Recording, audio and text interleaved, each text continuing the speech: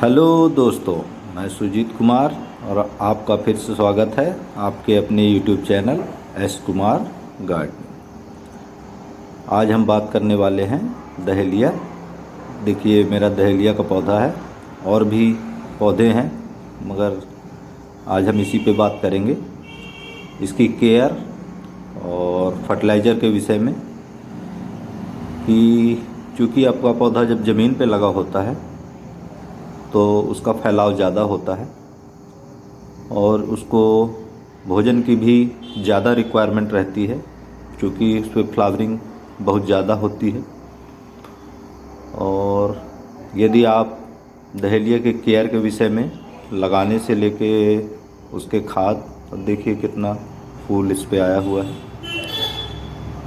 तो डहेलिया जब भी आप लगाएं तो कटिंग से तैयार पौधा ही लगाएं, क्योंकि उसमें बहुत बेहतरीन बड़े साइज़ के फ्लावर आते हैं। दूसरा, जब आपका पौधा, चाहे आपने घर पे तैयार किया हो या नर्सरी से लेके आए हो, 7 से 8 इंच का लगभग हो जाए तो उसकी एक बार पिंचिंग का मतलब ऊपर का जो भाग है उसको थोड़ा सा 4 पत्तियां लेके आपको तोड़ देना है।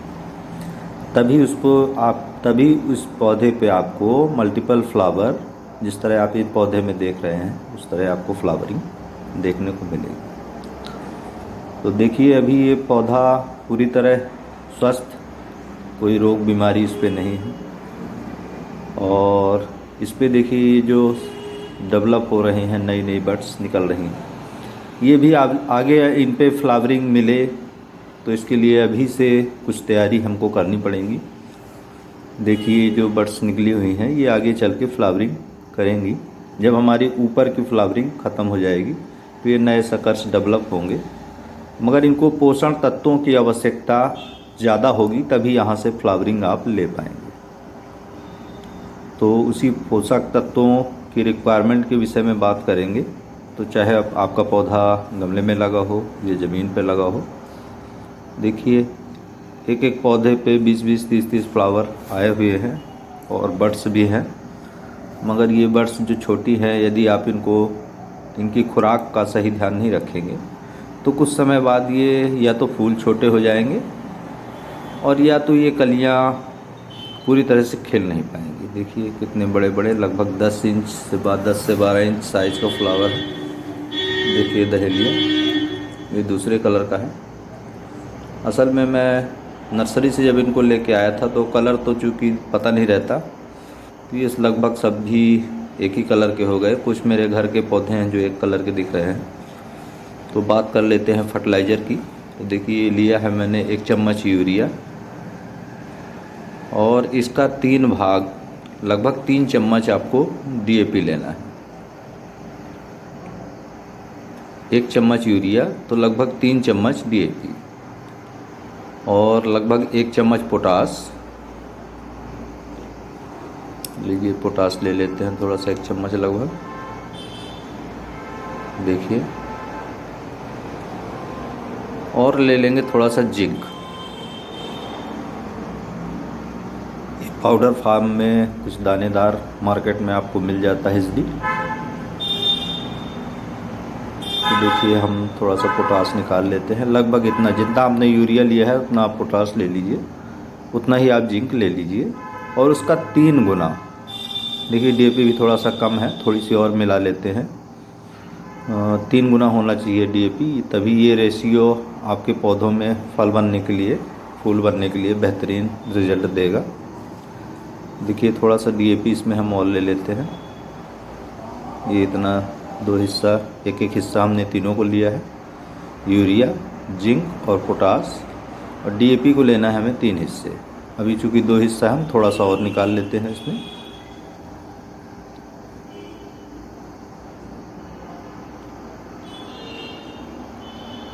ये लीजिए, 3 हिस्से हो गए।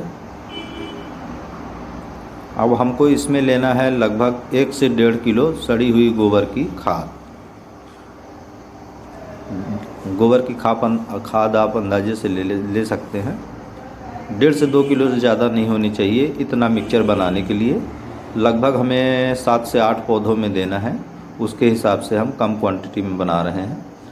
देखिए इन सभी को हम मिला लेंगे। लगभग ये सब मिला के एक मुट्ठी होंगे हमारे हाथ में ले लें तो इसमें एक हिस्सा पोटास लिया है, एक हिस्सा जिंक लिया है, एक हिस्सा यूरिया का लिया है और 3 हिस्सा, यदि 3 चम्मच कहें तो 3 चम्मच DAP लिया है इसमें। और लगभग 1.5 से 2 किलो हमको ले लेनी है गोबर की सड़ी हुई खाद, जो कम से कम 1 साल पुरानी हो सके तो 2 साल पुरानी हो, वरना 1 साल पुरानी तो हो, जो पूरी तरह से डिकम्पोज हो चुकी हो।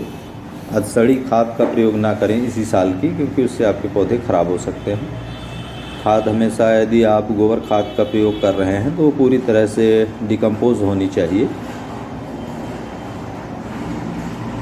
देखिए इस सभी को हमको मिला लिया है हमने, एक मुट्ठी होगा। अब हम ले लेते हैं तकरीबन 1 से 1.5 किलो गोबर खाद, क्योंकि हमको ज़्यादा पौधों में नहीं डालनी है, 7 से 8 पौधों में डालनी है। देखिए हमने ले लिया है गोबर की खाद, ये पूरी तरह सड़ी हुई, लगभग 1 साल पुरानी है। तो इसको अच्छे से मैश कर लेते हैं ताकि इसमें जो गुठलियाँ हैं वो भी मिल जाएं। देखिए, और इसी मिक्सचर में हम जो हमने बनाया है उसको हम मिला लेते हैं। देखिए, तो चूँकि गोबर की खाद से उतना पोषण पौधों को नहीं मिल पाता, और इस पे हम रासायनिक खाद का प्रयोग फूलों पे इसलिए कर लेते हैं ज़्यादा, क्योंकि उनको हम खाना तो रहता नहीं, वो सिर्फ शो के लिए है, देखने में अच्छा लगता है। जितने बड़े फूल आते हैं तो अपने को उसका कोई उपयोग भोजन सामग्री में तो है नहीं। सब्जियों में हाँ गोबर खाद का ही प्रयोग करें, और DAP यूरिया का प्रयोग बहुत कम करना चाहिए। हो सके तो DAP, पोटास, जिंक ऐसे तत्वों का प्रयोग आप कर सकते हैं, क्योंकि ये सूक्ष्म पोषक तत्व हैं। और यूरिया तो बहुत नुकसानदायक है, तो यूरिया तो पौधे पे, फूलों के पौधों पे आप हल्की मात्रा में कर सकते हैं। खाने वाली सब्जियों पे इसका ज़्यादा प्रयोग सेहत के लिए बहुत नुकसानदायक होता है, इसलिए नहीं करना चाहिए। तो फिर और टॉपिक पे आते हैं। देखिए सभी हमने मिश्रण को अपना मिला लिया है, गोबर की खाद, DAP, पोटास, जिंक और यूरिया थोड़ी सी। अब इसे हम अपने प्रत्येक डहेलिया के पौधे की जड़ के नज़दीक बहुत बचाते हुए, क्योंकि इसके बल्ब होते हैं नीचे, जड़ होती हैं, तो उनको कटना नहीं चाहिए। यदि कट जाएंगे तो आपका पौधा ख़राब हो जाएगा। देखिए अभी मैंने इस पर कोई भी खाद अभी तक नहीं डाली है, सिर्फ वो सरसों खली का लिक्विड फर्टिलाइज़र 50 ग्राम 2 लीटर पानी में फुला के वही थोड़ा थोड़ा बीच में मैं इन पे देता रह गया हूँ। देखिए गुड़ाई, थोड़ा मिट्टी सख्त है, बचा के इसको करना है, क्योंकि हमको इस पे भी बहुत समय तक फ्लावरिंग लेनी है। और यदि इस पे खाद वगैरह का प्रयोग हम नहीं करेंगे तो कुछ समय बाद ये फ्लावरिंग देना लगभग बंद कर देंगे। इस वजह से इन पे खाद देना अभी से बहुत अनिवार्य है। देखिए इस तरह बचाते हुए कि जड़ भी ना कटें। इसमें बल्ब होते हैं, जैसे आलू की कंद होती हैं उस तरह के बल्ब होते हैं, उन बल्ब को बचाते हुए हमें पौधे के चारों तरफ से थोड़ा थोड़ा मिट्टी डाल लेनी है। और एक मुट्ठी लगभग जो मिक्सचर हमने बनाया है उस मिक्सचर को हम यहाँ पौधे के नज़दीक डाल के, और ये मिट्टी जो हमने खोदी है इसी को हम इसके ऊपर कर देंगे। देखिए जड़ें हैं, जड़ें कटनी नहीं चाहिए, बचाते हुए बिल्कुल आपको इसको खोदना है। देखिए तो खोद लेते हैं ऐसे, जड़ ना कटें। जड़ कटने से पौधे की आहार श्रृंखला का हिस्सा जो है वो ख़त्म हो सकता है। इस वजह से आप देखिए जड़ें हैं तो बहुत बचा के, ज़्यादा ना खोदें, थोड़ा हल्का हल्का खोद के आप इस मिक्सचर को अपने पौधे की चारों तरफ एक मुट्ठी, ज़्यादा नहीं डालना है, सिर्फ एक मुट्ठी। क्योंकि इस पे हमने रसायनों का प्रयोग किया है तो ज़्यादा डालने से आपके पौधे ख़राब भी हो सकते हैं, इस वजह से हमें सिर्फ एक मुट्ठी ही डालना है। देखिए डाल दिया है हमने। अब इसको चारों तरफ से हम इसी मिट्टी को फिलअप कर देंगे, दबा देंगे। और आज इस पे अभी ज़्यादा तेज़ प्रेशर का पानी आपको नहीं डालना है, सिर्फ एक से 1.5 लीटर पानी, ताकि बहे ना ये पानी, बिल्कुल ज़मीन ऑब्ज़र्व कर ले उसको। इतना ही एक से 1.5 लीटर पानी आपको डाल देना है। इसी तरह आपको सभी पौधों के साथ करना है। देखिए इस पे भी ये जो सकस डेवलप हो रहे हैं, ये जब ऊपर की फ्लावरिंग बंद हो जाएगी तो ये नए पौधे आपके बगल से निकलेंगे और फिर इन पे भी फ्लावरिंग आएगी। मगर इस पे खाद नहीं देंगे तो ये कुछ समय बढ़ने के पश्चात ये सब सूख के मुरझा के ख़त्म हो जाएंगे। इसी वजह से हमारी फ्लावरिंग अभी लंबे समय तक चलती रहे, इस वजह से मैं इस पे थोड़ा थोड़ा खाद का प्रयोग कर रहा हूँ। तो इस तरह आप भी अपने पौधों से लंबे समय तक फ्लावरिंग ले सकते हैं। तो यदि मेरे चैनल पे आप नए हैं तो सब्सक्राइब ज़रूर करिए, लाइक करिए और अपने गार्डनिंग दोस्तों के साथ शेयर करिए। देखिए इस तरह हम इस पौधे को जड़ के नज़दीक एक मुट्ठी बनाया हुआ मिक्सचर डाल के, और जो मिट्टी हमने खोदी है उसी को हमें धीरे से दबा देना है। पानी बिल्कुल ज़्यादा नहीं देना है फर्स्ट टाइम, बहता हुआ पानी तो बिल्कुल ना दें। सिर्फ 1 से 2 लीटर पानी आप 1 लीटर 1.5 लीटर आप इस पे डालें।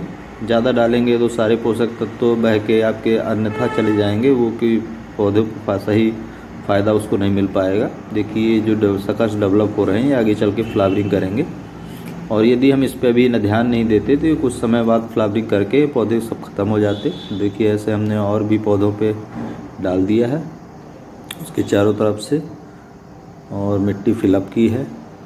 इसी तरह आपको भी अपने सभी पौधों के साथ करना है।